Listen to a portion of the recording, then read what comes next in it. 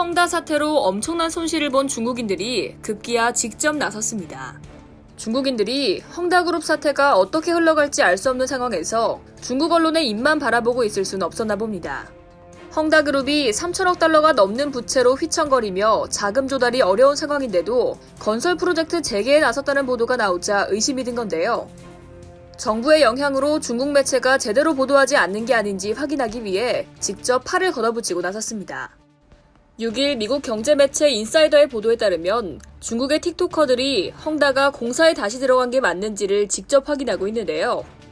중국 틱톡에는 많은 틱토커들이 헝다그룹의 여러 부동산 프로젝트 건설 현장을 찾아가 촬영하거나 드론으로 살피는 모습이 담긴 영상이 올라오고 있습니다. 헝다는 이제 세계에서 가장 많은 빚을 지고 있는 기업이 되는데요. 최근 3천억 달러가 넘는 부채와 씨름하고 있죠. 헝다의 부채 상환 실패로 지난 여름 동안 중국 전역에서 800개가량 헝다그룹의 부동산 개발 프로젝트 대부분이 중단된 상태입니다. 4일에 올라온 루의 틱톡 영상을 보면 중국 북동부 랴오닝성 선양시의 헝다그룹 건설 현장이 나옵니다.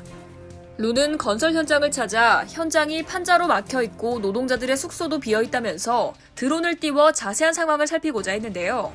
확인을 해본 루는 어떤 작업도 하고 있지 않다는 걸 확인할 수 있다고 전했습니다. 이어 5일에도 루는 선양시의 또 다른 헝다의 건설 현장을 찾아 어떤 소리도 없고 움직임도 없다면서 아무 일도 일어나지 않는 것 같다고 밝혔습니다. 다른 사용자는 저장성 남부 리슈이시의 건설 현장을 찾아 영상을 찍어 올렸는데요. 텅 빈 공사장과 주변에 쓰레기들이 널려있는 모습이 담겼습니다. 비계는 건축 공사 때 높은 곳에서 일할 수 있도록 설치하는 임시 가설물입니다. 건설 작업이 진행되고 있다면 이것이 설치되어 있어야 할 텐데요. 어떤 틱톡 사용자는 반쯤 건설됐지만 텅 비어있는 현장을 찾아 이미 비계가 없다는 사실을 전하기도 했습니다. 공사가 재개된 현장을 포착한 틱톡 이용자도 있긴 합니다. 지난달 한 틱톡 사용자는 러양의 헝다그룹 공사 현장을 찾았습니다. 그곳에서 그는 2명의 헝다 직원과 인터뷰하기도 했죠.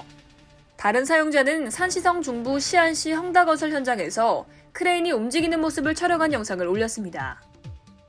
지난주 헝다는 중국 전역의 도시에서 46개의 프로젝트에 대한 작업을 재개했다고 주장한 바 있죠. 구이저우성부터 선전, 주광 삼각주 지역사무소까지 다양한 현장의 모습을 담은 게시물을 회사 공식 위챗 계정에 올렸습니다. 하지만 이를 고지고대로 믿을 사람은 없겠죠.